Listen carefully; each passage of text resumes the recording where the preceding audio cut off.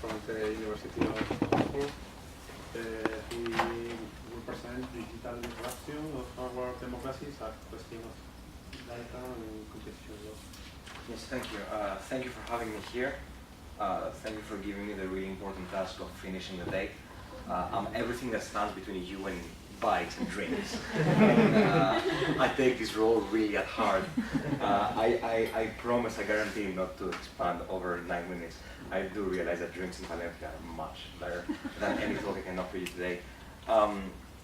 So today's talk is about big data, platforms, and competition. And I feel that all these words are often thrown as buzzwords that everybody wants to take and make theirs. And I think that this is the key. And before starting, what I want to shock you a bit with, I would like first to talk about what data is. I'm not going to go over that. I think that is something that's widely misunderstood, especially when we talk about big data. Thankfully, Professor Gal this morning made a really, really interesting presentation about it, and I would have otherwise insisted on the 4 V's of it. Data by themselves are not important, and data are not always important. The right data at the right moment can be crucial for our economies. Platforms is a huge debate. I have a whole chapter about that if you want, if someone is really masochistic and wants to read it. But I will stick with what Nobel laureate Tirol has said. Let's assume that you know it when you see it. For this presentation, it's enough.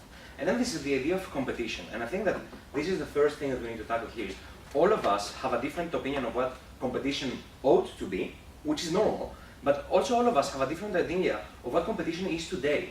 And this is really crucial. And this has been shown by really recent articles, especially from my institution, where we realize that different authorities, different academics, don't agree on the scope of competition today. And this has led in really interesting discussions during coffee breaks, or really interesting discussions during the talks today and yesterday. And I think that this is something that's important not to expand on right now, but to realize.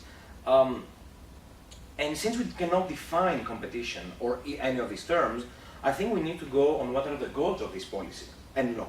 And competition law and policy has goals, and these goals are political. Saying the opposite, I think, is wrong. I take the argument, but I think it's wrong.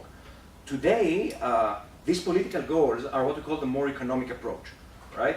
Is this idea of objective goals that are led by efficiency and consumer welfare and freedom of choice and fairness today and others that we try usually to fit in the idea of consumer welfare. This, according to Mario Monti, who was the Commissioner of Competition Law back then, he said last year in Oxford that this choice was a political one and was mainly led to adopt this as goals, was mainly led by international relational reasons, was to be friends basically with the US back then. And there's a second reason on which he hasn't expanded, but other officials have expanded later on, is the idea that growth was the key. Growth was the talk in the town back then. And as many research has shown, if you go back at the time, what was seen as the main drive before American growth in the 60s and the 70s is their competition and the Chicago School oriented competition policy they had. And this is the main reason why competition came, the Chicago School thought of competition came to the European Union. Now some might argue this is perfect, and this is a different debate for another day. What I want to go by is to go a bit further back before going to digital economy. It's an often cited quote, but the Travaux Préparatoires of the Sherman Act state that the main goal of the Sherman Act, the first real competition policy we have, without going back to the Romans and the first real goal of competition law was, quote unquote, the democratic functioning of our institutions. Then after the Second World War, where there was a push for competition policy in European countries, historians have shown today that the main push behind it was to ensure the free market, which was seen as the best way to ensure that communism wouldn't expand in our countries. Did it there all? I'm not sure, but the rationale was that, and the goal therefore was that.